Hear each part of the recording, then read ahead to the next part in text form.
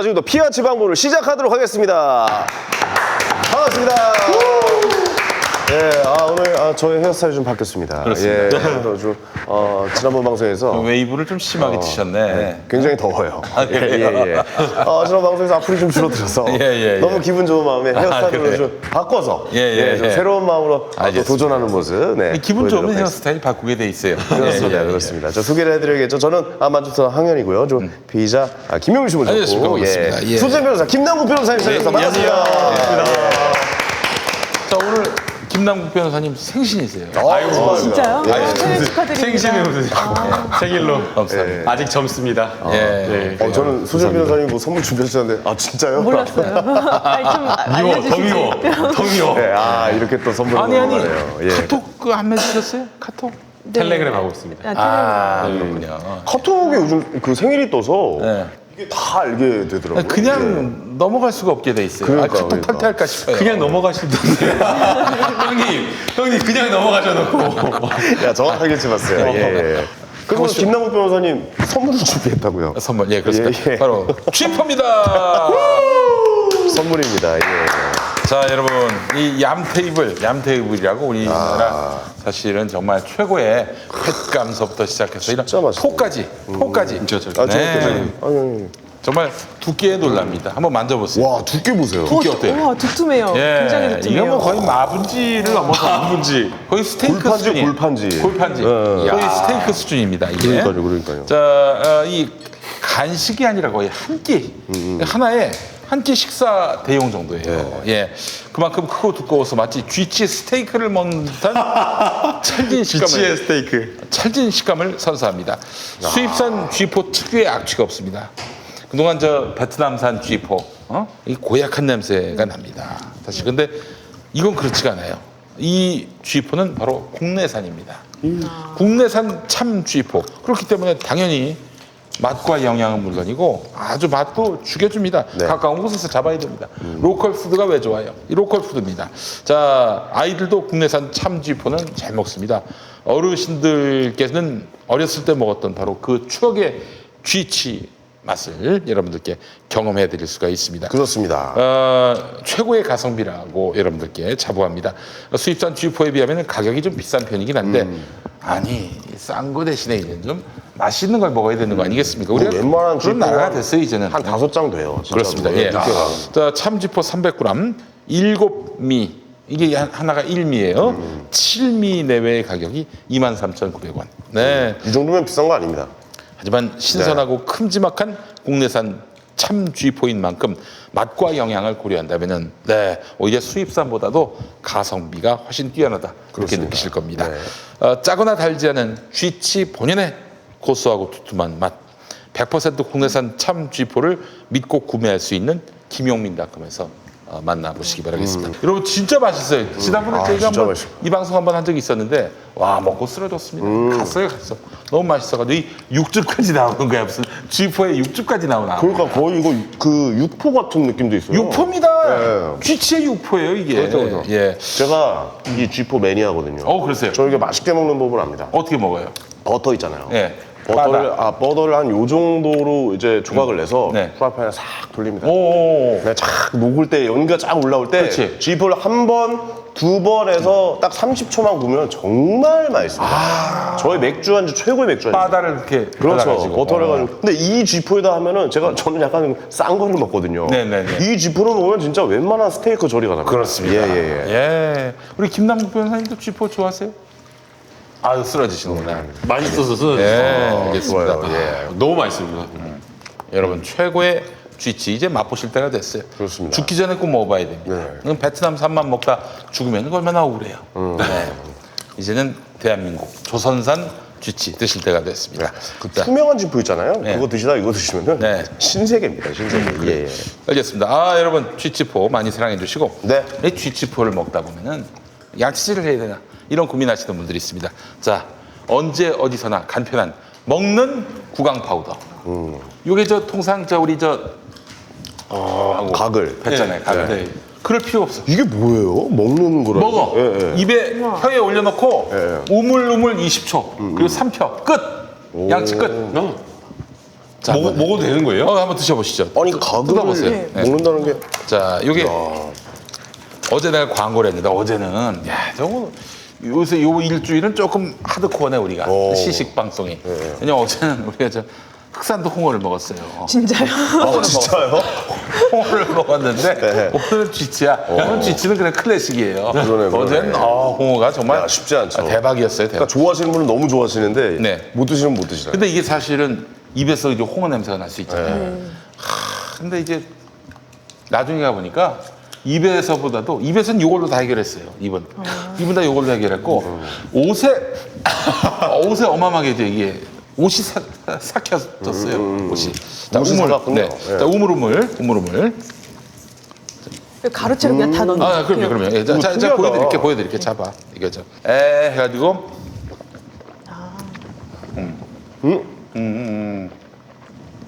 상쾌라고 이걸? 아니 20초.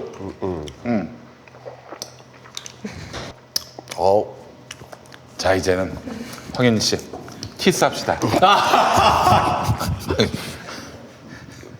오랜만에. 왜 이래? 오랜만에 뽑았네요. 예. 근데 개그맨을 뽑겠습니다. 오늘 아주 좋아요. 좋은데요. 컨디션 좋아요, 오늘 아주. 컨디션 아주 좋습니다. 야, 생각지도 못한 만드니까 그래요. 웃게 되네. 예. 예. 아니 이거 뭐예요, 근데 이거 진짜? 이게 우와. 뭐가 들어가 있냐면은 예.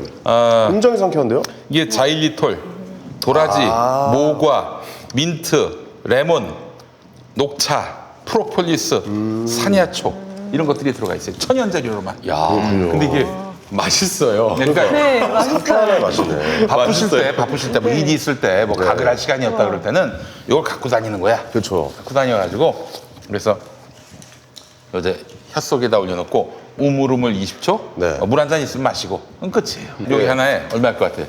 5,000원이야, 5,000원. 우와. 이게 몇 포가 몇 개가 들어갔냐면은 들어가 있는데요? 4,900원. 4,900원. 5,000원도 아니네. 4,900원. 우와. 몇 포가 들어있습니까? 자, 우리 저 클리닝 타임이라고 네. 김용민닷컴에서 클리닝 타임 요 한 박스에 4,900원입니다. 여러분 많이 구매해 주시고 24개 들어있네요. 그렇습니다. 예. 24포. 예, 좋네요. 너무 맛있어서 맛있는 데다가 상쾌해지고 또 빠른 시간 내에 이런 구강청결이 가능해지는 언제 어디서나 간편한 먹는 구강 파우더 클리닝 타임 여러분 많이 사랑해 주시기 바라겠습니다. 이게 또 그냥 가글 말고 본인들이 쓰는 치약에다가 뿌려가지고 써도 된다고. 그렇죠. 예. 그렇죠. 예. 이게 그 자일리톨이니까 이해도 분명히 좋을 겁니다. 그렇습니다. 예. 이거 저 어디 뱉기 쉽지 않을 때는 이런 걸로 바로 이용해 주시면 대단히 감사하겠습니다.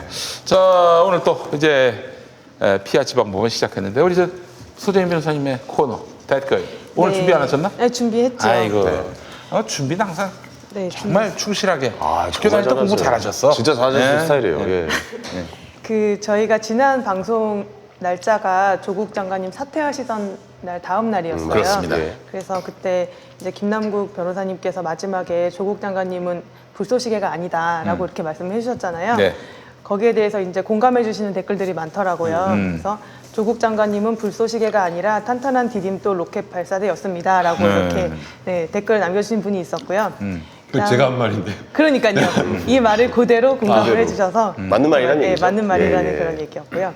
그 다음에 검찰 개혁 관련해서 댓글 남겨주신 분들이 또 많았는데 국민의 사랑을 받지 못하면 윤석열 총장의 끝은 검찰 조직을 해친 당사자로 기억될 것입니다. 국민들이 검찰에게서 떠나가고 있음을 잘 알아야 할 것입니다. 이렇게 댓글 남겨주신 분이 있어요. 그리고 저희가 지난 시간에 KBS 관련 녹취록에 대해서 또 이야기를 많이 나눴는데 거기에 대해서 댓글을 굉장히 뜨겁게 많이 남겨주셨고요. KBS가 안타까운 게 제보자 입장에서 앞으로 누가 KBS에 제보하려고 하겠냐는 거예요. 이번만 그냥 넘어가면 된다는 것 같은데 이번 사안은 너무 커서 잊히기 어려워요. 내가 제2의 김경록이 될 수 있다는 생각이 들 것 같아요. 라고 이렇게 안타까운 표현해 주신 분이 계셨고요. 황현희 씨에 대한 악플을 한번 정리해달라고 지난 시간에 말씀을 하셔가지고 하지만 저는 악플을 정리하지는 않았고요. 그 모래사장에서 바늘을 찾듯이 선풀을 찾아가지고 두 개를 읽고 그 있긴 있었네요. 근데 꽤 있습니다. 아, 그렇습니다. 예. 황현희는 시간이 가면 지금보다 더 좋아질 것입니다. 감초 같은 역할을 잘 하고 있습니다라고 아유. 말씀해 주신 분이 계셨고 현희 형님 감초 같은 역할 잘했죠. 용준이 그럼요. 형, 용준이 형 그거 알릴레오에서 진짜. 네. 그냥 갔으면 아무 문제였었는데 현희 형님이 물어봐가지고 그랬어.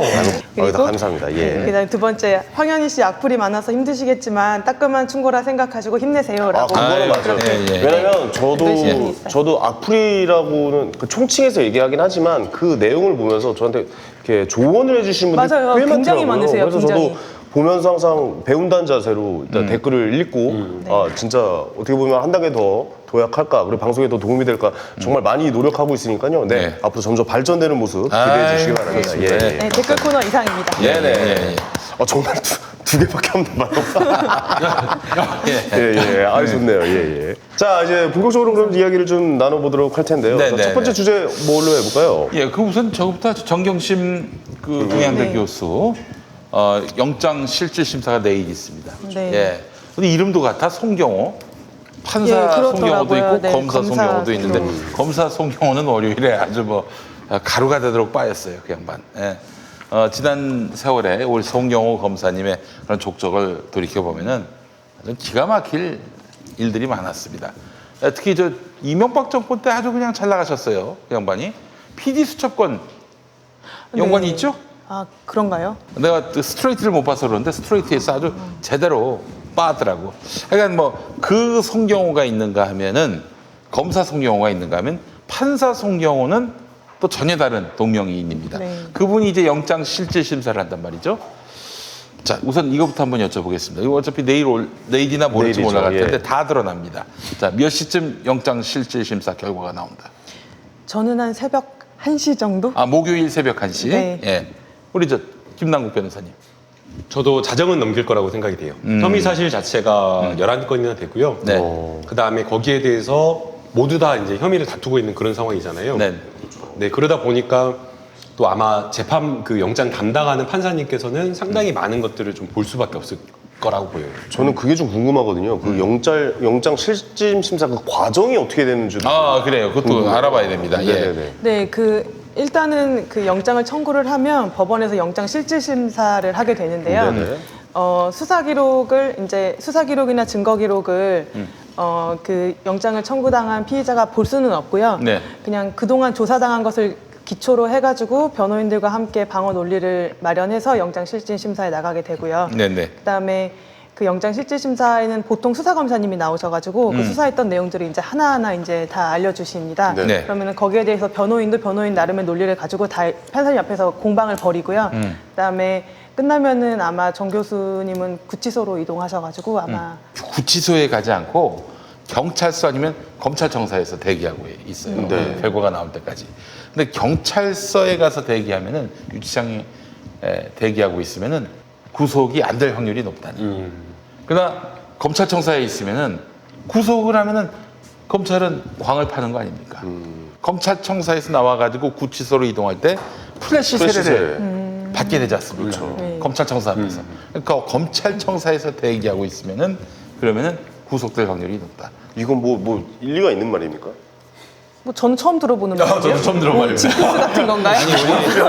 모르겠는데. 두 분이 우리 이정열 전 판사님을 너무 무시하는 경향이 있어요. 그게 아니라 제가 변호사 되기 전에 일인가요? 잘 모르겠어요. 사자성어로 금시초문이란 말이죠. 송경호 부장판사 성향을 조금 보는 거는 적절하지 않지만 판사 성향을 판단하는 건 그러나 영장을 최근에 발부한 것, 기각한 것 그걸 보면 대략 어떤 판단을 하는지를 알 수가 있는데요. 삼성바이오 관련해서 김태한 대표 같은 경우에는 증거 인멸 교사 혐의 영장 기각했을까요? 발부했을까요? 김태한 삼성바이오로스 사장 기각했어요. 기각했습니다. 가습기 살균제 관련 애경산업 대표에 대한 영장 발부했을까요? 기각했을까요?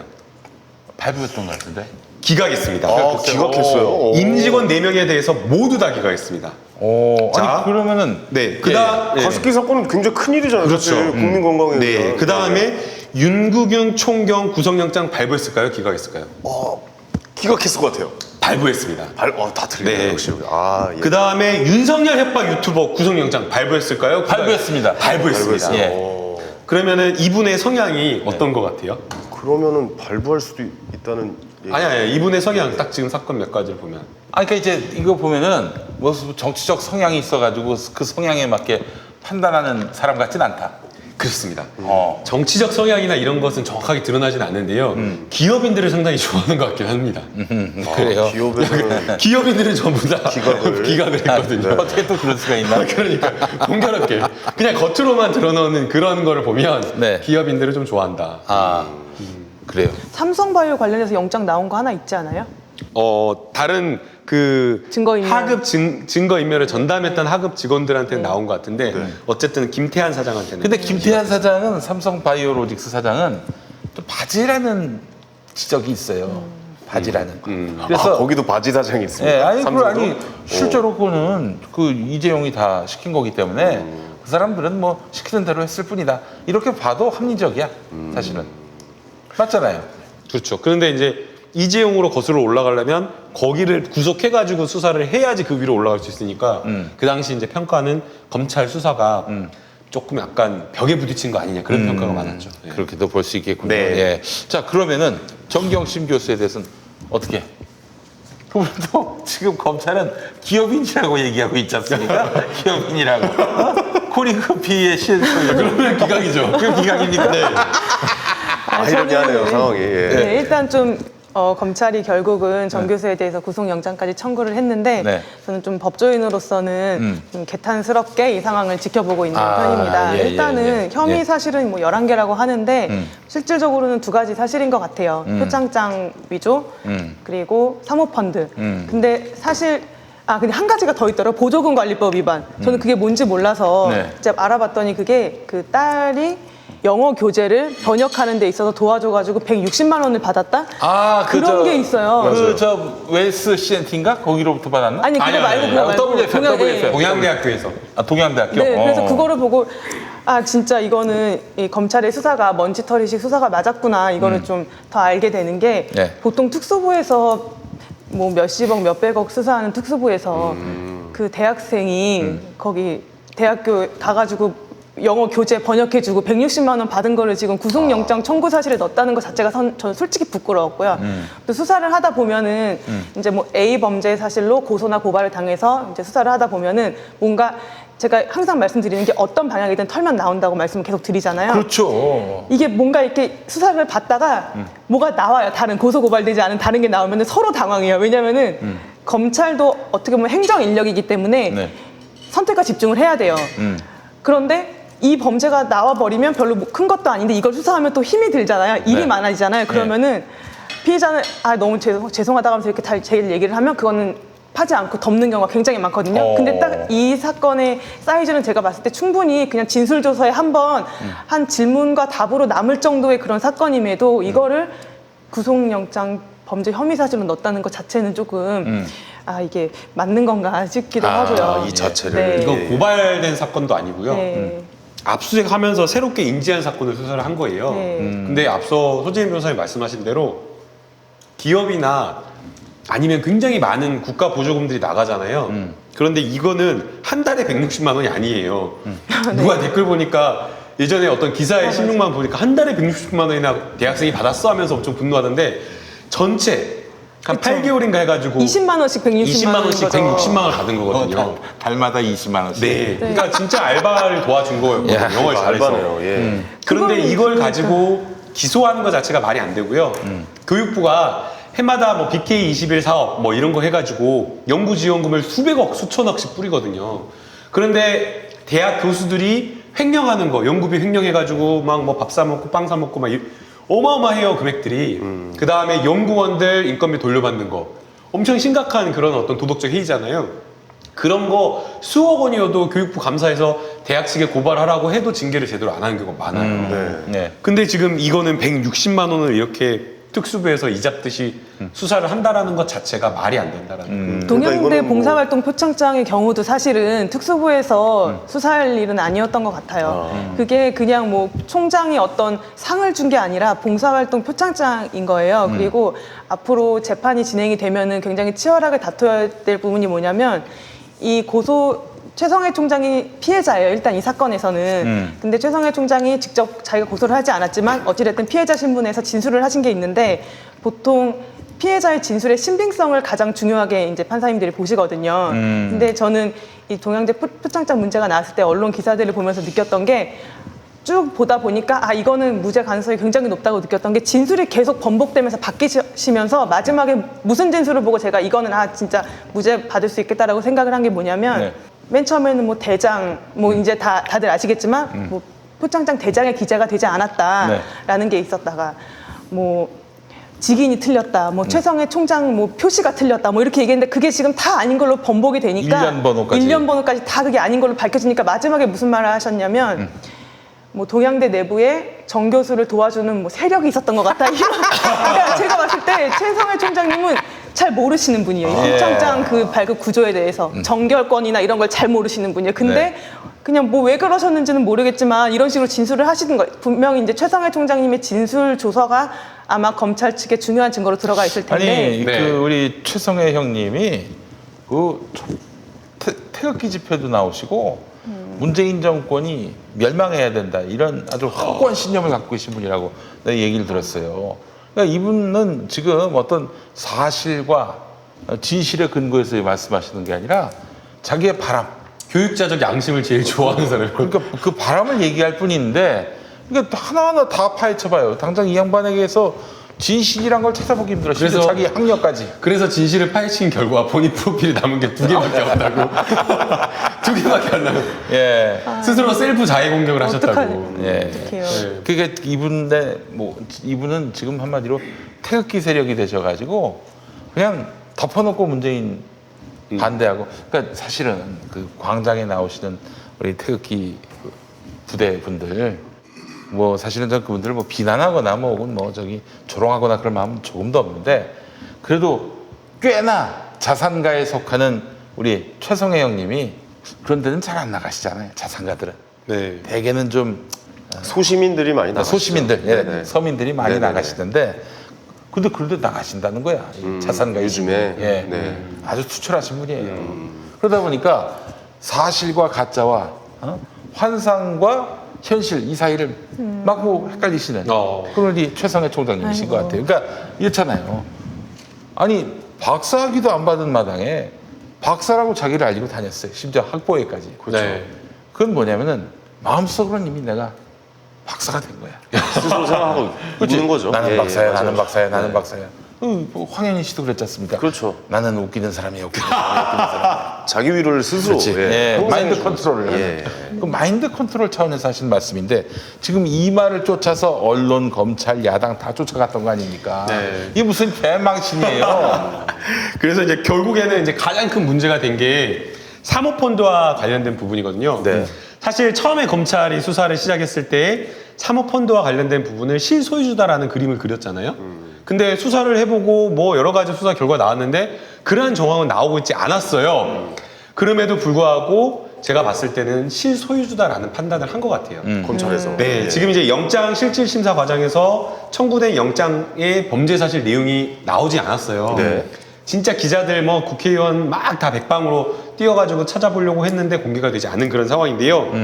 우선은 내용을 사모펀드 투자 관련된 혐의 사실을 보면요. 업무상 횡령. 네. 이 업무상 횡령은 허위 컨설팅 계약을 체결해가지고 1억 5,795만 원을 수령했다라고 하는 거거든요. 이거는 뭐냐면요. 정경심 교수가 그 본인의 남동생한테 5억 원을 쏴줬는데 코링크 Q2라고 쏴주고 그 남동생이 입금받은 5억 원을 가지고 코링크 P에 투자를 했다라는 거예요. 근데 이제 주식을 250주를 5억 원에 그러니까 200배 가량 높게 주고 주식을 구매를 했고 그 다음에 그 주식을 매입하는 과정에서 컨설팅 계약으로 해갖고 한 달에 한 860만 원씩 계속 받아갔다는 거거든요. 근데 이제 그게 바로 업무상 횡령이다. 여기에 대해서 정경심 교수는 업무상 횡령이 아니라 5억 원을 빌려주고 정당한 한 약 20% 정도의 이자를 받았다라고 하는 건데 어쨌든 검찰은 그걸 업무상 횡령으로 보고 있는 거고요. 이 문제는 코어링크 P의 정경심 교수가 실소유주다라고 하면 왜 이 금액만 횡령하냐라는 말이에요. 이 조국 오촌 조카 이 조범동 씨는 코링크 P에서 자기가 뒤에 있는 사장 역할을 하면서 코링크 P를 통해 가지고 63억 원 가까이 되는 돈을 횡령을 했어요. 그런데 정경심 교수가 코링크 P의 실소유주다. 그러니까 조범동 씨하고 같이 이렇게 해가지고 짝짝꿍 해가지고 했다라고 하는데 네. 그냥 다 횡령하도록 놔뒀다는 게 말이 안 되잖아요. 이거 자체가 말이 안 되는 이야기인 거예요. 그러면서 실소유주다라고 하면서 주장하는 내용이 허위 신고하고 비공개 정보를 이용해서 WFM 주식을 매입했다라고 하는 건데 이것도 말이 안 되는 거예요. 왜냐하면 코링크 P가 실소유주를 해가지고 또 WFM에 주가 조작을 했던 주범이거든요. 근데 코링크 P의 실소유주가 주범인데 미공개 정보를 이용해가지고 몰래 이용해가지고 돈만 벌라고 했다? 이거 자체가 말이 성립이 안 되는 거예요. 아니, 그러니까 이게 지금 검찰이 뇌피셜로 지금 영장을 쓴 거예요. 맞죠? 네. 뇌피셜이에요, 뇌피셜. 이게 그 어떤 확증을 갖고 했다면 뭐 진작에 이 논란을 다 조기에 종식했겠지. 11가지의 뭐 범죄 혐의 이걸 내걸었다는 것 자체에서 나는 이미 이 친구들이 확실한 건이었구나. 네. 확실한 건이 있으면 그 한 건만 갖고 해야지. 11건씩이나 하면 너무 없어 보이니까. 그러니까 저는 국정감사나 이런 데서 너무 자신만만했던 모습에 많이 비춰졌잖아요. 히든 카드가. 네. 그래서 뭐가 또 역시 있나? 네. 한 칼이 있겠지. 근데 그 라고 모습이 했단 말이에요. 예. 윤석열 총장이 답변하는 모습이 뭐 법과 원칙을 이야기를 하는데 국민들한테는 그게 굉장히 오만하게 비춰졌어요. 왜냐하면 그 자리에서 설명을 하고 이유를 말하고 그래야 되는데 그런 게 아니라 왜 그걸 물어보는 식으로 말 왜 그걸 못하겠다. 물어보냐? 어. 네. 그것도 피식 웃고. 심지어 지난주 금요일에 있었던 표창장 위조 관련한 1심 그 재판 그 변론 준비 기일. 그 조국 네. 장관 인사청문회 때 그날 밤에 기소했던 거. 네. 네. 그 이제 공판 준비기일 했었는데 아니 증거 목록을 안 주는 거야. 그러니까요. 증거 목록을. 아니 그거 어떻게 방어하라고? 그러니까요. 이거 보면은 그 뭐 결국 그 논리 아니에요. 이 사람 여죄를 지금 쫓고 있는데 괜히 알려주면은 그 방어권이 아니라 도망갈 수가 있다. 그래서 우리가 모든 정보를 다 이 피고한테 줄 수 없다. 그 논리였지 그러니까요. 않습니까? 그 보도도 얼마나 웃기냐면요. 예. 변론 공판 준비기일 있어가지고 준비를 해야 되는데 준비할 수 있는 자료가 없잖아요. 그래가지고 변호인들이 변론기일을 연기해달라고 요청을 했는데 재판부가 거부를 했어요. 허가를 안 한 거예요. 불허한 거예요. 그러면서 이거를 또 막 언론에서 대서특필한 거예요. 이거는 이 정경심 교수의 이런 어떤 계속해서 지연하려고 하는 전략을 재판부에서 막 뭐라 한 거다라는 이런 쐐기를 보도가 박은 나온 거예요. 것이다. 쐐기를 박은 네, 것이다. 그랬는데 알고 보니까 검사 측에서도 연기를 신청한 거예요. 그 다음에 변론 공판 준비기일 가니까 이 재판부가 뭐라 그러냐면 검사 측한테 이렇게 할 거냐고 한 거예요. 왜냐면 첫 막 번째 야단쳤어요. 그 검사한테. 소위 판사가. 말해서 쿠사리 준 거죠. 쿠사리. 뭐라 그러냐면 이렇게 수사할 거냐고. 왜냐면 검사가 구속해서 기소를 한다고 하면 최장 20일까지 하는 거거든요. 근데 지금 이거 얼마나 수사를 한 거예요? 기소하고 나서도 도대체 얼마나 수사하고 있나요? 압수수색도 했어요. 기소하고 압수수색도 나서. 하고. 아니 기소까지 해놓고 왜 또 수사를 해? 거의 2달 가까이 수사를 하는 거잖아요. 네. 그래서 언제 검사가 일단 판사님이 이야기한 게 도대체 언제까지 수사할 거냐고. 그거 하나 이야기한 거고요. 그 다음에 이제 두 번째는 당연히 피고인의 방어권을 위해서 변론 증거 기록을 공개를 해야 되는 거거든요. 그럼 공개를 하나도 안 한 거예요. 그러면서 검사가 이유를 들었던 게 뭐냐면 공범들이 있어가지고 이걸 공개하면 수사에 중대한 장애를 초래한다 그랬어요. 그러니까 판사님께서 뭐라고 하냐면 그것은 재판에 중대한 위험을 초래하는 건, 장애를 초래하는 거는 검사가 짊어져야 될 부담인 것이지, 왜 이미 기소까지 한 마당에 그거를 피고인의 어떤 부담으로 돌리느냐. 야, 당연한 말씀. 당연한 말씀인 거잖아요. 예. 그러려고 했으면 기소를 늦게 하던가. 네. 이렇게 하는 그렇지. 거죠. 또 맞네. 네, 그래가지고 그러면서 숙제를 내줬죠. 2가지를. 막 뭐라고 하면 숙제를 내준 거예요. 2주 뒤까지 공개를 해라 라고 이야기를 하면서 만약 거부를 하려면 구체적인 사유를 들어라. 왜 그런지 어떤 이유 때문에 안 되는지 구체적인 사유를 들고 구체적인 사유가 있다고 하더라도 전부 다 안 된다라고 하는 건 말이 안 되잖아요. 그래서 하나하나 목록 하나 중에서 최대한 다 공개하고 안 되는 거 하나하나 목록을 썰어갖고 내려간 거예요. 그러면서 혼낸 거죠. 결국에는 공개하라. 근데 이렇게 공개하라. 공판 예. 준비 기일에 네. 판사가 검사를 야단치는 경우가 있습니까? 그럼요. 검사들이 판사님들한테 야단 많이 맞죠. 저는 그래요? 제가 이제 사모펀드 관련해서 주목하고 있는 부분은 뭐냐면 네. 사모펀드의 경우에는 정 교수가 그 조범동 씨와 공모해서 지금 범행을 저질렀다는 그런 공범 관계가 네. 문제가 되는 거잖아요. 네. 근데 보통 공범 관계가 성립하기 위해서는 공모를 해야 되고 그 범죄 실행 행위에 있어서 기능적으로 행위 지배를 해야 돼요. 이 사람이 범행을 했지만 이건 마치 내가 이 사람을 손처럼 이용해가지고 같이 내가 한 것과 같은 정도의 어떤 실행 행위의 역할을 해가지고 범행을 저질러야 그게 공범 관계가 성립을 하는 거거든요. 근데 공소장에는 그 공범 관계, 그러니까 그 공범 관계의 적시가 구체적으로 특정이 돼야 돼요. 그러니까 판사님이 되게 싫어하시는 게 뭐냐면 공소 사실을 특정하지 않으면 되게 싫어하세요. 그래서 분명히 이 말씀을 공소장에 있을지 없을지 모르겠지만 어떤 식으로 공모를 했는지, 언제, 어디서, 어떻게 공모를 해가지고 정 교수가 어떻게 이 범행에 가담했는지를 구체적으로 특정을 해라 네. 라고 하실 것 같아요. 어떤 식으로 특정이 되어 있는지는 모르겠지만요. 그래서 그 조사가 어떻게 되어 그 고양이 뉴스에 하여튼 원 PD가 있는데 그 양반이 그 재판에 참석을 했나 봐요. 네. 그런데 이제 특이한 점이 이거 뭐 좀 몇 가지일 수 있는데 통상 이제 공판 검사는요 젊은 분들이 오지 않습니까? 그렇잖아요. 네, 맞아요. 그날따라는 그게 중견이 왔다는 거야. 네. 부부장급 정도 왔을 것 같아요. 왜 중견이 왔을까? 그러니까 보통의 일반 사건은요. 네. 수사하는 검사가 있고요. 네. 수사하는 검사가 수사를 다 끝내면 공판부로 사건을 다 넘겨요. 글쎄, 예. 그래서 이제 공판 검사가 수사를 저는 하지 않았는데 기록만 가지고 네. 기소를 하는 거거든요. 네. 이렇게 하는 이유는 효율성 때문에 그렇게 하는데 네. 그런데 중요 사건을 수사한 검사가 기소를 하지 않으면 네. 무죄가 나올 가능성이 있거든요. 네, 예. 그러니까 공소유지가 굉장히 중요하거나 예. 공소유지가 어렵거나 예. 무죄 나올 가능성이 있다 그러면 수사한 검사가 직접 참여해가지고 공판 기일에 참석해서 공소유지를 해요. 근데 이 사건은 검찰로서도 네. 무죄가 나오면은 그냥 혹시나, 끝장나는 거죠. 네, 혹시나 무죄 나올까 그러니까 봐. 이건 너무 중요하니까 부장급이 나가기엔 좀 그렇고 부장급이 나왔을 수도 있어요. 예. 부장급이 좀 나와서 그러니까 부부장급 정도. 그러니까 부장 바로 밑에 있는 사람. 그게 나오고. 부부장급이 수사검사가 나오는 것도 되게 이례적인 일인데 네. 수사검사가 나왔군요. 예. 그러면은 그 자리에서 판사한테 쿠사리 먹으면은 그것도 개망신 아닙니까?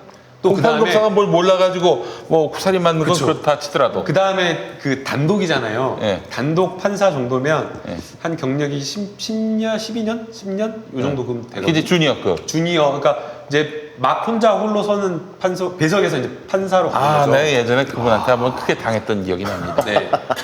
내가 부디 족가세요 사건이 한번 있었는데 트위터에다가 네, 내가 부디 까세요. 예. 부디 족가세요 사건이 됐었는데 갔는데 젊은 판사세요. 저희보다 어릴 거예요. 저희 또래거나 저희보다 그래요? 조금 어리시거나. 근데 너무 판사가 친절하고 내 이야기를 정말 세심하게 들어주려는 거야. 그래서 이거는 뭐 보나마나 무죄 나오겠다 했는데 벌금 100만 원이 나와. 나한테 친절한 것 같아서 나한테 좋은 판결을 내려준 거죠.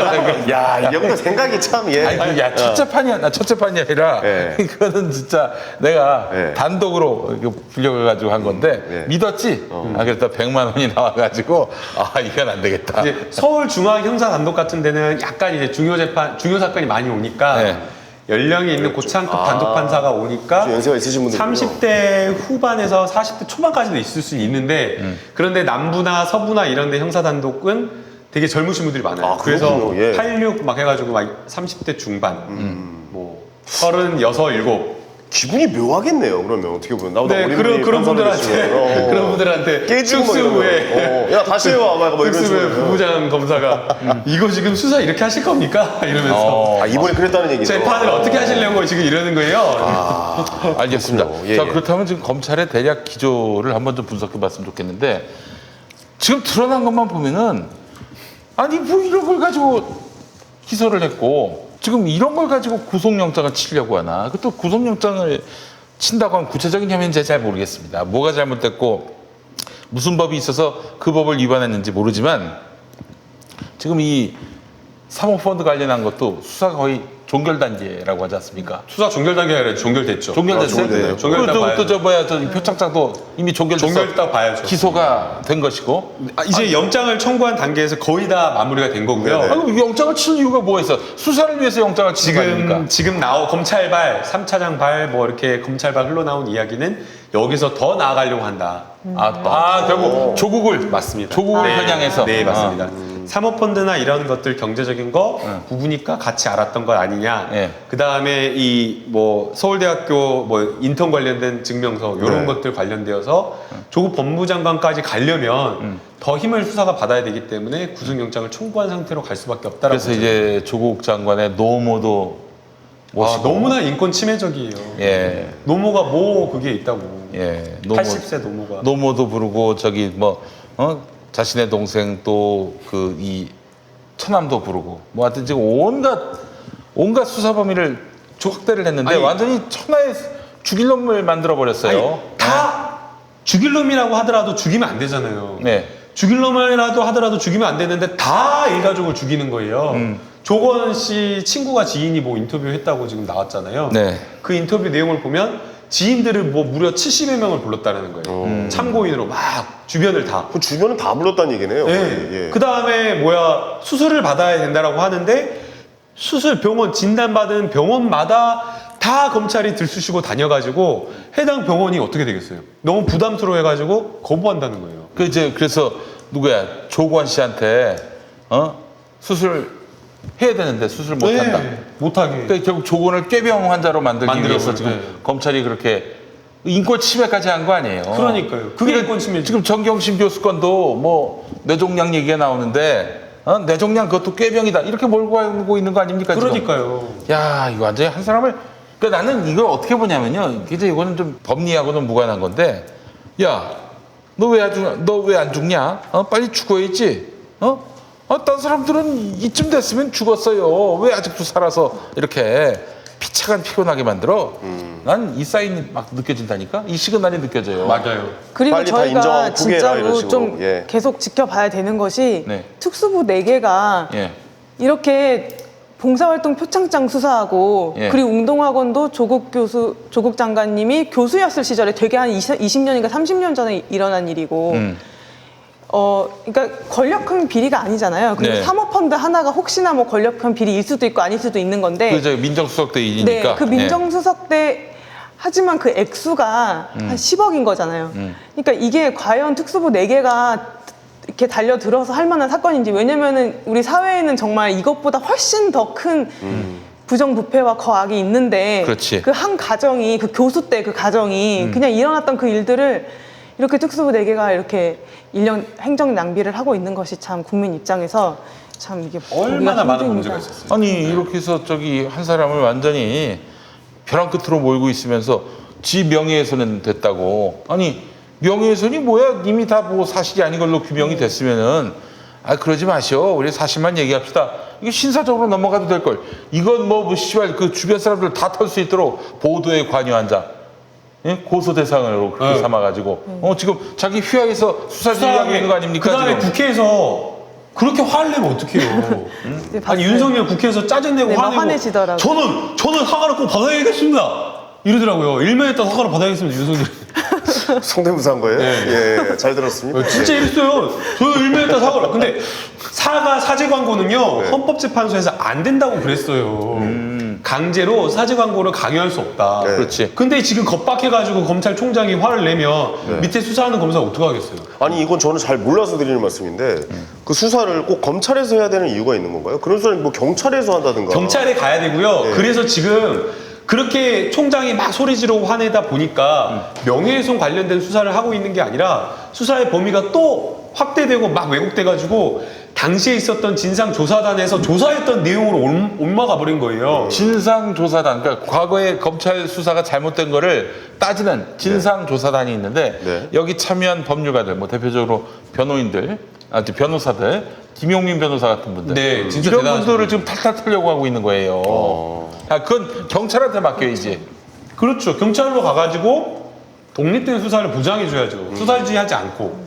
그리고 제가 이거 한겨레 기사를 이번에 한번 읽어봤거든요. 네네네. 그래서 이게 과연 명예훼손이 성립할지 안 할지 저는 이제 관심 있게 읽어봤어요. 이거 지금 얘기할까요? 윤종천이가 이제 네, 별장 말하자면 접대. 별장 접대를 윤석열에게 했다는 그 윤종천의 진술이 네. 있었는데 이거에 대해서 검찰이 제대로 수사를 안 했다는 네. 이 한겨레 보도. 네. 예. 그래서 이제 하 기자님이 이제 쓰신 건데 제가 명예훼손이 이제 성립을 할지 안 할지를 저희가 비교할 수 있는 것이 뭐냐면 이제 이 기사는 정말 굉장한 기사예요. 변호사의 뭐 도움을 받아서 쓴 건지 아닌지는 모르지만 제목을 보면 윤석열도 별장에서 수차례 접대 따옴표가 이렇게 있고 그 쌍따옴표. 예. 검찰 그리고 또 한 따옴표가 있고 윤중천 진술 덮었다 이렇게 되어 있어요. 네.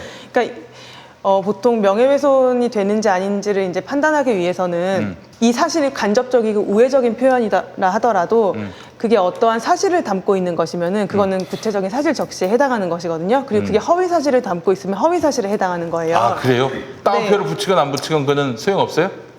아니 따옴표를 그러니까요. 그래서 이 기사가 대단하다고요. 따옴표를 붙였잖아요. 아. 근데 이게 어떻게 국민 입장에서 봤을 때는 이런 거 잘 안 보고 제목만 보는 사람들 입장에서는 그렇죠. 별장 접대를 하면 확 연상되는 사실이 있거든요. 예. 그래서 이거를 과연 판사님이 어떻게 보실까? 아, 이 제목 다툼의 여지가 있네. 이 제목 자체로는 굉장히 완벽하게 쓰셨어요. 오해를 그리고 불러일으킬 수 있다는 네. 제목. 그러니까 따옴표를 치면은 따옴표를 치면 면책이 될 수가 있어. 그러니까요. 그러니까요. 신기하네. 윤중천 진술이라고 되어 있거든요. 예. 그리고 제일 마지막에 예.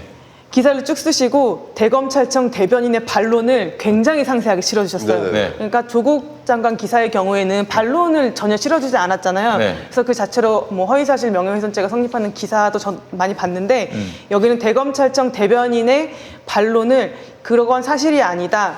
사실 확인도 제대로 하지 않고 보도하는 거는 자제해달라 이런 말까지 이제 네네. 인용을 해줬더라고요. 그래서 저는 이제 이 부분만 이제 입증이 되면 이 기사는 무죄 가능성이 높다고 보는데 무죄예요, 무죄. 이게 3명 이상의 핵심 관계자를 취재를 했대요. 네. 이 3명 이상의 핵심 관계자를 취재한 것이 이 하연 기자 입장에서 보기에 그 취재 내용을 믿을 만한 어떤 상당한 이유가 있었다면은 그 부분만 입증이 되면 이걸 가지고 처벌하기는 조금 어려울 것 이게 같아요. 왜 중요하냐면요. 허위 사실을 보도하는 경우도 있잖아요. 그러니까 취재를 열심히 했는데 허위 사실인 경우도 있을 수 있잖아요. 그런데 허위 사실을 보도했다고 하더라도 네. 무조건 대법원에서 우리 법원 판례가 무조건 이게 유죄다라고 판단하지 않아요. 허위 사실이라고 믿을 만한 정당한 사유가 있었는지를 네, 또 보는 맞아요. 거거든요. 그런데 기자가 굉장히 성실하게 크로스 체크하면서 반론 보도까지 하며 사실 확인을 했다라고 한다면 문제가 없는데 그 근거로서 볼 수가 있는 게 취재원이 한 명이 아니라 여러 명에게 확인을 했다라고 한다면 이것은 중요한 근거가 될 수 있는 거예요. 근데 지금 하와연 기자님은 한 명이 아니라 핵심 관계자, 주변 관계자가 아니라 핵심 관계자 3명에게 확인을 했다라고 이야기를 하고 있기 때문에 네. 이러한 것들은 굉장히 중요한 거죠. 그리고 또 중요한 게 보도의 맥락과 취지 이런 것들도 굉장히 중요해요. 하와연 기자가 윤석열 총장이 윤중천한테 무슨 별장 접대를 받았다라고 그 이야기를 쓴 게 아니라 그런 이야기가 진상조사 과정에서 윤중천 입으로부터 면담 과정에 나왔는데 사실이 아닌지는 모르겠어요. 그러나 그런 말이 나왔는데 그 사실을 확인하지 않고 그걸 그대로 묻었다 덮었다라는 게 이제 하호영 기자의 지적인 거거든요. 그러니까 이제 가장 확실한 면책 방법은 네. 이거예요. 뭐 별장 접대 이런 말 쓰지 말고 제목이 조금 자극적이긴 했어요. 네, 그러니까 윤중천의 윤석열 관련한 발언 검찰 덮었다.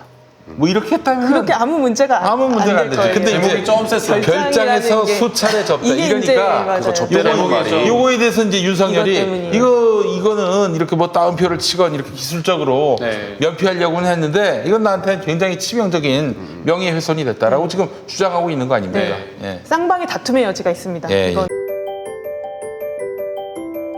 예.